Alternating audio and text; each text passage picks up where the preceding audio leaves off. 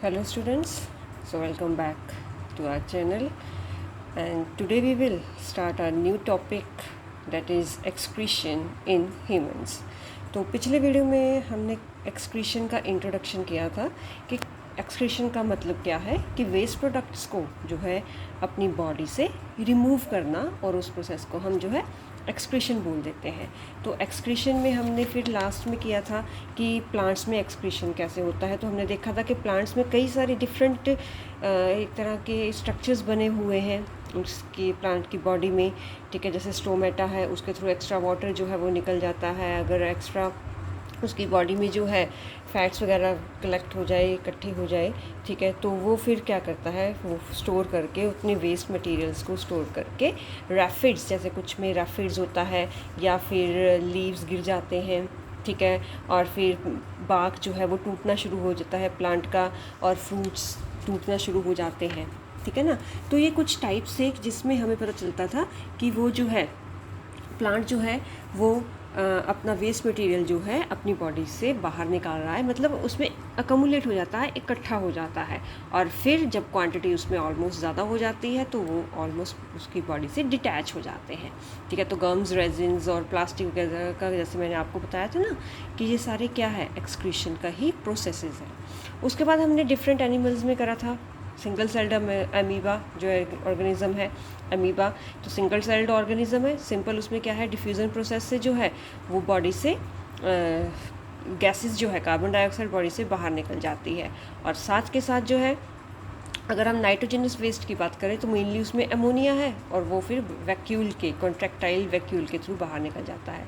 तो अर्थवॉर्म में excretory process जो है वो नेफ्रीडिया के थ्रू हमने देखा था, और ऑक्सीजन कार्बन डाइऑक्साइड का एक्सचेंज जो है वो स्किन के थ्रू हो जाता है। तो ह्यूमन बींग्स की हमने थोड़ी सी बात करी थी, तो उसमें हमने बोला था नेफ्रॉन्स, ठीक है। और हमारी बॉडी में जो है कई सारे 1 मिलियन के अराउंड जो है नेफ्रॉन्स प्रेजेंट होते हैं हमारी किडनीज़ में, ठीक है। तो किडनी जो है वो हमारा एक्सक्रीटरी ऑर्गन हो जाता है। तो किडनी के थ्रू जो है हम अपने वेस्ट मटेरियल को कलेक्ट करके अपनी बॉडी से रिमूव कर देते हैं। तो फिर थोड़ा सा हमने करा था कि कार्बन डाइऑक्साइड हमारी बॉडी में जो है गैसेस वेस्ट बन जाता है, और नाइट्रोजनस वेस्ट हमारी बॉडी में क्या बनता है, यूरिया बनता है। तो कार्बन डाइऑक्साइड तो हमने बोल ही दिया था कि सिंपल लंग्स में जाकर कार्बन डाइऑक्साइड जो है वो ब्लड के थ्रू लंग्स में पहुंचता है, और लंग्स से जो है वो फिर हम जो हमने रेस्पिरेशन में किया था ना, रेस्पिरेटरी सिस्टम में, कि लंग्स के थ्रू फिर ब्रेंक्यूल से होते होते ब्रोंकाई, और फिर उसके बाद ट्रैकिया से होते हुए नोस्ट्रिल से हमारी बॉडी से कार्बन डाइऑक्साइड जो है वो बाहर निकल जाती है। तो ये तो गैसियस एक्सचेंज था, गैसियस वेस्ट था जो हमारी बॉडी से अलग हो रहा है, बाहर एक्सक्रीट हो रहा है। लेकिन अब अमोनिया जो है, सॉलिड जो है वो अमोनिया, सॉरी, नाइट्रोजनस वेस्ट जो है वो हमने अपनी बॉडी से रिमूव करना है। तो उसके लिए एक स्पेशल सिस्टम हमारी बॉडी ने इनकी बनाया हुआ है, जिसको हम एक्सक्रीटरी सिस्टम बोल देते हैं, ठीक है। तो एक्सक्रीटरी सिस्टम है क्या ह्यूमन बींग्स में, कि मेन ऑर्गन्स हैं, कुछ ऑर्गन्स जो हैं वो इकट्ठे हो गए हैं, और उनका काम ही क्या है कि वेस्ट मटेरियल को हमारी बॉडी से बाहर निकालना।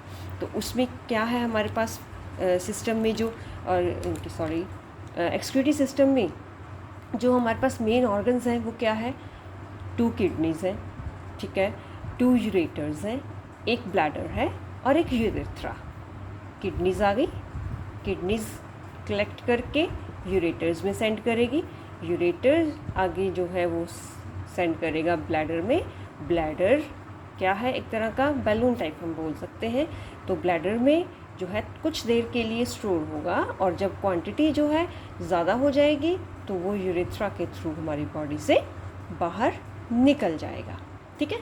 तो किडनी जो है वो मेनली क्या है, बीन शेप्ड होती है। बीन मीन्स राजमा, देखिए ना, ऑलमोस्ट उसकी ही शेप की जो है 2 किडनीज जो है वो हमारी वेस्ट, मतलब कमर के ही आगे नहीं हम बोलेंगे, हमारे पीछे होते हैं ये, ठीक है। ऑलमोस्ट कमर में जो है वो दोनों जो है वो kidney shape, sorry, bean shaped kidneys जो है वो होती हैं, ठीक है। तो उसमें जो है एक वर्ड याद रखना, जैसे मैंने बोला था ना पहले, पल्मोनरी बताया था, पल्मोनरी वर्ड जो है वो लंग्स से रिलेटेड होता है, कार्डियक जो है वो हार्ट से रिलेटेड होता है। ऐसी रेनल वर्ड जो है वो किडनी से रिलेटेड होगा। रेनल आर्टरी जैसे बोली है, मीन्स कि किडनी की तरफ जो ब्लड लेकर आ रही है आर्टरी, तो वो रेनल आर्टरी होगी। तो रेनल आर्टरी में क्या है, वो डर्टी ब्लड है जिसमें नाइट्रोजनस वेस्ट हमारी बॉडी में का इकट्ठा हुआ पड़ा है। तो वो सारा रेनल ब्लड जो है, सॉरी रेनल आर्टरी में जो है वो डर्टी ब्लड होगा और वो किडनीज़ में अपना ब्लड जो है वो छोड़ देंगी। अब किडनीज़ में वो ब्लड जो है वो प्योरीफाई होगा।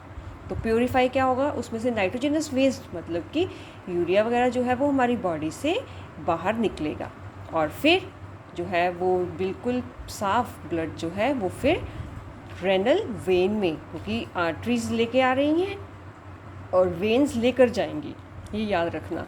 तो रेनल वेन में जो है वो ब्लड फिर प्योरीफाई ब्लड जो है वो चला जाता है और वो फिर आगे बॉडी में पास ऑन होता है। ठीक है, तो सबसे पहले तो किडनीज़ का क्या हो गया रोल, यहाँ पर फंक्शन क्या हो गया किडनीज़ का, कि पॉइजनस जो सब्सटेंसेस हैं, ज़्यादातर क्या है, यूरिया है, सॉल्ट्स हैं, वाटर जो एक्सेस, जब हम एक्स्ट्रा पानी पी लेते हैं ना, जितना कि हमें कई बार ज़्यादा ज़रूरत नहीं होती, तो एक्सेस ऑफ वाटर जो है, मतलब जो हमारी बॉडी में एक्स्ट्रा वाटर है, तो ये सारा क्या है, हमारी बॉडी का वेस्ट है। तो ये ब्लड से जो है वो किडनीज़ में पहुंचेगा और किडनीज़ जो है उसको फ़िल्टर करके एक येलोइश लिक्विड बनाएंगी जिसको हम यूरिन बोलते हैं, और वो यूरिन हमारी बॉडी से पास आउट हो जाएगा और हम जो है इस तरह से उस हमारी जो वेस्ट है वो उससे हम छुटकारा पा लेते हैं। तो ये हमारे पास हमारे पास जो है ह्यूमन एक्सक्रीटरी सिस्टम है। तो ह्यूमन एक्सक्रीटरी सिस्टम, तो ये है हमारे पास 2 किडनीज बीन शेप्ड। ठीक है, तो यहाँ पर आपको ज़्यादा अच्छे से समझ में आएगा, कलरफुल है। ठीक है, तो मैं यहाँ पर आपको बता रही हूँ, ये 2 किडनीज हैं। ठीक है, राइट किडनी होगी और लेफ़्ट किडनी होगी। तो रेड कलर की जो आपके पास जो है वो ब्लड वेसल दिखाई दे रही है, रेड मीन्स के वहाँ पर ऑक्सीजनेटेड ब्लड है, लेकिन नाइट्रोजनस वेस्ट जो है, ठीक है, वो अभी भी इसमें है। तो ये जो है रेनल आर्टरीज दोनों तरफ से अपना डाल रही है ना, तो ये एट्रियोल्स जो हैं, रेनल एट्रियोल्स जो है वो यहाँ पर ब्लड की जो है वो हमारी बॉडी किडनीज़ के अंदर जो है वो जा रहा है और फिर वही ब्लड जो है वो रेनल वेन्स के थ्रू जो है वो बॉडी से किडनी से बाहर निकल रहा है, जो कि पूरी ब्लड में फिर प्योरीफाई ब्लड जो है रेनल वेन जो है वो लेकर जाएगी। तो राइट किडनी होगी, लेफ़्ट किडनी होगी, तो ब्लड लेकर जो आ रही है वो रेनल आर्टरी, ब्लड लेकर जो जा रही है वो क्या हो गया, रेनल वेन हो गया। उसके बाद फिर आपकी हमने कहा था किडनी के बाद जो है वो यूरेटर्स आते हैं। तो ये 2 यूरेटर्स जो है वो फिर वेस्ट मटेरियल जो हमारी किडनीज़ में जो है वो स्टोर हुआ है, तो वो हमारी किडनी से जो है वो यूरेटर्स में आता है। यूरेटर्स जो है वो फिर इसको किस में डालते हैं, एक temporarily stored balloon type storage structure है जिसको हम यूरिनरी ब्लैडर बोल देते हैं। और यहाँ पर जो है फिर हमारा वो यूरिन जो है वो कलेक्ट होता है और फिर उसके बाद जब sufficient amount of urine collect हो जाता है तो फिर हम उसको यूरेथ्रा के थ्रू जो है अपनी बॉडी से एक्सक्रीट कर देते हैं, हम उससे गेट रीड हो सकते हैं, उससे हम छुटकारा पा सकते हैं। ठीक है, तो उसके बाद हमारे पास क्या है कि किडनीज़ जो है अब इसी में जो है वो ब्लड हमारा प्योरीफाई होता है, ब्लड हमारा फ़िल्टर होता है। तो अब वो ब्लड कैसे फ़िल्टर होता है, तो हर किडनी में जो है वो एक यानी कि स्पेशल स्ट्रक्चर्स हैं, काफ़ी बड़े बड़े स्ट्रक्चर्स हैं जिनको हम क्या बोलते हैं, नेफ्रॉन्स बोलते हैं।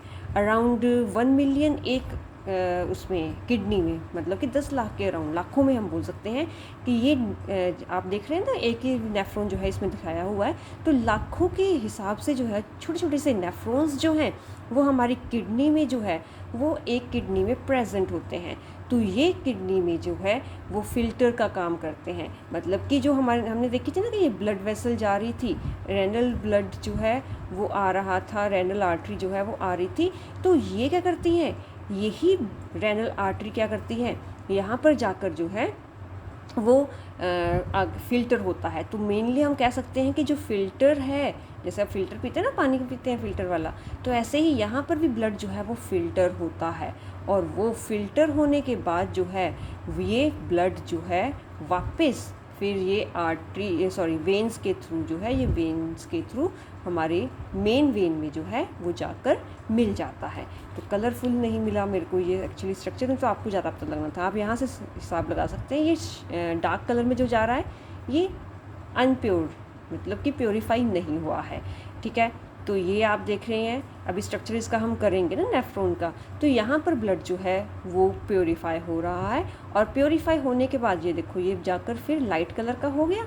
ये सिंगल लाइन से आपको जो है वो दिखाई दे रही है ना, ये मेरी पेंसिल के साथ पतली पतली सी लाइन, तो ये जो है ये वापस प्योरीफाई होकर ब्लड जो है ये वेन में जा रहा है। तो ऐसे ही कई सारी ऐसे ब्रांचेस जो हैं वो निकल रही हैं, इसकी भी और इसकी भी, तो जो हर नेफ्रॉन में जो है वो जा रही हैं, और हज़ारों के लाखों के हिसाब के जो नेफ्रॉन्स हैं वो एक किडनी में प्रेजेंट है, और यही काम करते जा रहे हैं, फिल्टर का काम करते जा रहे हैं। ठीक है, तो अभी मैंने बोला कि नेफ्रॉन जो है वो एक्सक्रीटरी यूनिट्स हैं। अगर आपके पास एक्सक्रीटरी ऑर्गन पूछा जाए तो वो किडनी आ जाएगा, एक्सक्रीटरी यूनिट पूछा जाए आपसे तो वो आप नेफ्रॉन बोलेंगे। ठीक है, तो नेफ्रॉन का स्ट्रक्चर्स अब हम करेंगे। तो नेफ्रॉन जो है वो एक कप शेप्ड का जो है एक उसके पास बैग है, जिसको हम क्या बोलते हैं, वोमेन्स कैप्सूल, ये वाला, ये कप शेप का सी शेप आप सिंपल बोल लो, तो ये जो है वोमेन्स कैप्सूल है। ठीक है, तो वोमेन कैप्सूल में जो है एक ग्लोमेरुलस जा रहा है, ये ग्लोमेरुलस, जो ग्लोमेरुलस कुछ नहीं है, जो हमारे पास आर्टरी ब्लड लेकर आ रही है ना, तो ब्लड यहाँ पर कई सारे छोटे छोटे उसमें कैपिलरीज में चेंज हो जाता है, जिसको हम ग्लोमेरुलस बोलते हैं।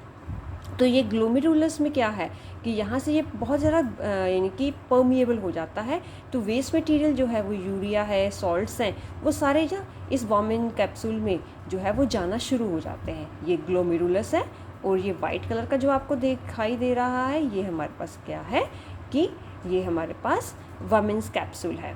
ठीक है, तो वोमेन्स कैप्सूल में जो है वो सारा फिल्टर होकर जो भी वेस्ट मटेरियल होगा ब्लड से, वो सारा वोमेन्स कैप्सूल में आ जाएगा। ठीक है, तो वोमेन कैप्सूल जो है वो आगे एक ट्यूब जा रही है वोमेन कैप्सूल के आगे, तो वो उसको हम क्या बोल देते हैं, ट्यूब्यूल बोल देते हैं। तो वोमेन कैप्सूल और ट्यूब्यूल, ये वोमेन कैप्सूल और ये ट्यूब्यूल हमारा क्या बना देता है, नेफ्रॉन बना देता है। ठीक है, तो एक तरफ जो नेफ्रॉन है वो किससे कनेक्टेड होगा, वोमेन्स कैप्सूल के साथ, और दूसरी तरफ जो है वो ये जो हमारे पास ट्यूब्यूल है ये होगा कनेक्ट होगा यूरिनरी कलेक्टिंग ट्यूब्यूल से। ये देखो, ये वोमेन कैप्सूल से एक ऊपर से हो गया, और फिर ये ऐसे कॉइल होता होता ये एक बड़ी सी ट्यूब होगी।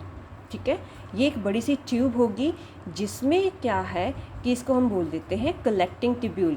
तो ये देखो इसमें की भी ब्रांचेस जा रही है ना कलेक्टिंग ट्यूब्यूल की, तो ये अलग अलग नेफ्रॉन्स के साथ जहाँ पर जुड़ा हुआ है, तो सारे नेफ्रॉन्स जो हैं वो इनमें कलेक्टिंग ट्यूब्यूल्स में अपना यूरिन जो है वो पास करते हैं, और फिर यूरिन जो है इसके थ्रू जो है यूरेटर्स में चला जाता है। ये लाइन ये सारी किडनी है, और ये पाइप जो निकल रही है ये यूरेटर है। तो यूरेटर में जो है वो यूरिन कहाँ से आ रहा है, कलेक्टिंग ट्यूब्यूल से। तो कलेक्टिंग ट्यूब्यूल कई सारे हैं, वो किससे जुड़े हुए हैं, ट्यूब्यूल से, और ट्यूब्यूल किससे जुड़ा हुआ है, वोमेन्स कैप्सूल के साथ। ठीक है, तो वोमेन कैप्सूल में क्या है कि कई सारी ब्लड कैपिलरीज हैं, ये वाली इसमें देखो, ये देखो। ठीक है, तो ये हमारे पास वोमेन्स कैप्सूल है, और ये हमारे पास ग्लोमेरुलस है। ये आप देख सकते हैं ना कि ग्लोमेरुलस जो है वो ब्लड वेसल्स है एक्चुअल में। ठीक है, तो ये आर्टरीज ही जो हैं, आर्ट्रियोल्स जो हैं वो यहाँ से ब्लड लेकर आ रही हैं ये, और फिर यहाँ से जो है ये येलोइश कलर का जो आपको दिखाई दे रहा है ना वोमेन्स कैप्सूल है, तो इसमें जो है वो सॉल्ट्स हो गए, वेस्ट अमोनिया हो गया, एक्सेस ऑफ वाटर हो गया, वो सारा इसमें वोमेन्स कैप्सूल में आ जाएगा, और ब्लड जो है वो प्योरीफाई होकर फिर वापस जो है वो वोमेन कैप्सूल से बाहर निकल जाएगा। फिर यहाँ पर जो है ये काफ़ी ज़्यादा इलेबोरेट है कि ये जो है कलेक्टिंग ट्यूब्यूल के आसपास जो है वो राउंड आउट होता है। ठीक है, जो ट्यूब्यूल है ना उसके आसपास के कई बार पानी जो है वो ज़्यादा जो है हमारी बॉडी को चाहिए, लेकिन फ़िल्टर हो गया है ज़्यादा, तो वो फिर वापस जो है ब्लड में आ जाता है। ठीक है, तो वोमेन कैप्सूल में ग्लोमेरुलस है, और फिर वोमेन कैप्सूल आगे किस में कन्वर्ट हो रहा है, ट्यूब्यूल में, और ट्यूब्यूल जो है वो एक लंबी सी ट्यूब है, और फिर जाकर वो एक मेन ट्यूब के साथ जुड़ती है जिसको हम कलेक्टिंग ट्यूब बोलते हैं। ये वाली लंबी सी जो आपको दिखाई दे रही ना, ये कलेक्टिंग डक्ट हो गई या कलेक्टिंग ट्यूब्यूल हो गया। ठीक है, तो वोमेन कैप्सूल का जो है वो काम यही है कि वो जो है फ़िल्टर जो है ब्लड को करता है और उसमें से जो है एक्स्ट्रा वेस्ट मटेरियल्स जो हैं वो कलेक्ट करता है। फिर उसके बाद क्या है कि ट्यूब्यूल्स में जो है वो फिर जो वेस्ट मटेरियल है वो जा रहा है ये सारा, और इसमें जो है ट्यूब्यूल में जो है जितने भी ग्लूकोज बाई चांस लिया गया है, अमीनो एसिड आ गया है, एक्स्ट्रा जो भी होगा वो सारा का सारा यहाँ पर जाएगा। और फिर कुछ मटेरियल जो है, अब ब्लड से ना सारा नहीं आता है फ़िल्टर होकर, जैसे प्रोटीन्स के बड़े मॉलिक्यूल्स है वो ब्लड में ही रह जाएंगे, वो इसमें नहीं आएंगे। तो सोच समझ कर ही इनकी जो कुछ सब्सटेंसेस ही जो हैं वो ग्लोमेरुलस में से पास आउट होकर वॉमेंस कैप्सूल में होते हुए ट्यूब्यूल्स में आएंगे, और फिर ट्यूब्यूल जो है उसको कलेक्टिंग डक्ट में डाल देगा। और ये देखो ये वाली पाइप जो इसमें एरो नहीं लगे हैं, ये वाली, ठीक है, तो ये हमारे पास ब्लड कैपिलरी है, और ये ब्लड जो है वापस क्लीन होकर वेन्स के साथ जुड़ जाता है, और वेन्स जो है वो साफ ब्लड जो है वो पूरी बॉडी को सप्लाई करते हैं, ठीक है। तो वेस्ट मटेरियल जैसे यूरिया जो है वो पीछे ही रह जाता है, और जो वो रीअब्जॉर्ब नहीं होता है, मतलब कि उसकी ज़रूरत ही नहीं है बॉडी को, तो वो फिर इस ट्यूब्यूल में ही रह जाएगा। कुछ सब्सटेंसेस जैसे कुछ ग्लूकोज हो गया, अमीनो एसिड्स कुछ हो गए, सॉल्ट्स हो गए, ये ब्लड कैपिलरी में इसमें ट्यूब्यूल में जो, तभी इसको ट्यूब्यूल में आप देख सकते हैं ब्लड कैपिलरीज ने इसको जो है पूरा का पूरा बीच बीच में जाल सा डाला हुआ है, क्योंकि कुछ सब्सटेंसेस जो है वो हमारी बॉडी को चाहिए लेकिन वो फिल्टर हो गए हैं, तो वापस ये ट्यूब्यूल के थ्रू क्या होता है ब्लड में चले जाते हैं, ठीक है। यहाँ पे यार देखो कि ब्लड में वो वापस चले जाते हैं, ये एरोज शो कर रहे हैं ना, तो ये बता रहे हैं कि इसमें रीएब्जॉर्प्शन हो रहा है। तो ये रीएब्जॉर्प्शन कुछ इंपॉर्टेंट सब्सटेंसेस का हो रहा है जिसकी हमारी बॉडी को ज़रूरत होती है, और इस तरह से फिर यूरिन जो है वो यहाँ पर कलेक्ट हो जाता है और फिर यूरेटर्स में जाता है। यूरेटर्स में जाने के बाद फिर ब्लड बॉडी से हमारी यूरेथ्रा के थ्रू बॉडी से बाहर हो जाता है, ठीक है। और इस तरह से हम यूरिया हो गया, कुछ अनवांटेड सॉल्ट्स हो गए, एक्सेस ऑफ वाटर हो गया, ये सारा का सारा हमारा ट्यूब्यूल के थ्रू बॉडी से बाहर निकल जाता है, और फिर उस येलोइश लिक्विड को हम क्या बोल देते हैं, यूरिन बोल देते हैं। नेक्स्ट आता है रेनल फेलियर या किडनी फेलियर। तो आजकल सुना ही हो गया कि उसकी किडनी फेल हो गई है, तो उसके लिए वो डॉक्टर्स, जब किडनी फेल हो गई तो फिर क्या होगा, हमारी बॉडी से वेस्ट मटेरियल जो है वो नहीं निकल पाएगा। तो वेस्ट मटेरियल हमारी बॉडी में कलेक्ट रहेगा तो वो हमारे लिए हार्मफुल होगा, ठीक है। तो कंप्लीट फेलियर जो है किडनीज़ का, उससे क्या हुआ, यूरिया और कुछ वेस्ट मटेरियल हमारी बॉडी में ही, हमारे ब्लड में ही रह जाते हैं और वो हमारी बॉडी से बाहर नहीं निकल सकते। और जब हमारी बॉडी में ही वो अकमुलेट हो जाएंगे, रह पाएंगे, तो क्या होता है कि पेशेंट उससे मर सकता है। तो ज़्यादातर जो है वो ये सारा काम जो है वो किस में होता है, इन सभी का जो किडनी फेलियर्स है वो हाई ब्लड प्रेशर के पेशेंट्स जो हैं, जो हाई ब्लड शुगर्स हैं, ठीक है, तो उनमें ही जो है ये ज़्यादा प्रॉब्लम्स जो है वो हम देख सकते हैं मिलती है, ठीक है। तो उसके लिए ये देखो ये किडनी है, तो उसके लिए बेस्ट सोल्यूशन क्या है कि अगर किसी की किडनी फेल हो जाए तो बेस्ट सोल्यूशन यही है उसका किडनी ट्रांसप्लांट। तो किडनी ट्रांसप्लांट में क्या है कि जो डैमेज्ड किडनी है, मतलब कि जो किडनी ख़राब हो चुकी है, उससे ही मिलती जुलती किडनी जो है मिलती जुलती सभी की होगी, लेकिन उसका ब्लड ग्रुप जो है वो मैच करना चाहिए, कुछ एज का डिफरेंस होता है, कई सारे ऐसे, और साथ साथ एक किडनी का डोनर भी चाहिए, ठीक है। तो हेल्दी पर्सन होना चाहिए वो, तो उसकी किडनी जो है वो ट्रांसप्लांट करते हैं। अभी कुछ दिन पहले, कल के परसों की ही बात है, न्यूज़ में आ रहा था एक लड़की जो थी, जैसे ही उसकी डेथ हुई तो उसकी फैमिली ने उसके सारे ऑर्गन्स जो थे वो डोनेट कर दिए। तो ऑर्गन डोनेशन जो है is a very good cause, noble cause. तो मेरे अकॉर्डिंग तो जो है वो सभी को जो है वो इनकी इसका पार्ट बनना चाहिए, ठीक है। तो क्योंकि मरने के बाद जो है वो हमारे लिए तो किसी काम के नहीं रहेंगे, लेकिन ये ज़रूर है कि किसी और को जो है वो ज़िंदगी जो है वो दे सकते हैं। किसी को आँखें देखने के लिए मिल सकती हैं, हार्ट किसी को मिल सकता है, किसी को किडनीज़ मिल सकती हैं ना, ठीक है। कहीं हमारी जो चीज़ें दूसरे काम आ सकती है तो हम क्यों ना दें वो, ठीक है। तो चलो किडनी ट्रांसप्लांट की ही बात है, तो हेल्दी पर्सन की किडनी जो है वो एक पेशेंट की बॉडी में ऑपरेशन के थ्रू जो है वो ट्रांसप्लांट की जा सकती है, अगर उसकी यानी कि कंडीशन बिल्कुल ठीक है, ठीक है। तो ये फिर ऑपरेशन के थ्रू जो है वो किडनी ट्रांसप्लांट हो सकती है। अब कई रीज़न है कि अगर किडनी ट्रांसप्लांट पॉसिबल नहीं है, मतलब कि कंडीशन ख़राब होती जा रही है लेकिन डोनर नहीं मिल रहा है, तो उस टाइम जो है वो क्या है कि किडनी मशीन बोल सकते हैं, या फिर हम डायलिसिस बोलते हैं, डेली लैंग्वेज में हम डायलिसिस बोलते हैं। तो टाइम टू टाइम जो है वो डॉक्टर्स बता देते हैं कि कंडीशन देखकर उसकी, कि डायलिसिस जो है वो किया जाता है उस पेशेंट का। डायलिसिस क्या है? एक ऐसा प्रोसेस है जिसमें जो है ब्लड जो है वो क्या करते हैं कि ब्लड जो है वो एक मशीन चैम्बर में से जो है वो गुजारा जाता है, जिसमें जो है पास ऑन होता है। उसमें ना वैसे ही हमारे ब्लड के जैसे सॉल्ट्स उसकी कॉम्पोजिशन होती है, वहाँ पर एक लिक्विड होता है, और उसमें जो है जो भी वेस्ट मटेरियल है बॉडी में से, ब्लड में से निकाल लिया जाता है, और फिर वो प्योरीफाइड ब्लड जो है वो वापस पेशेंट की बॉडी में इंजेक्ट किया जाता है।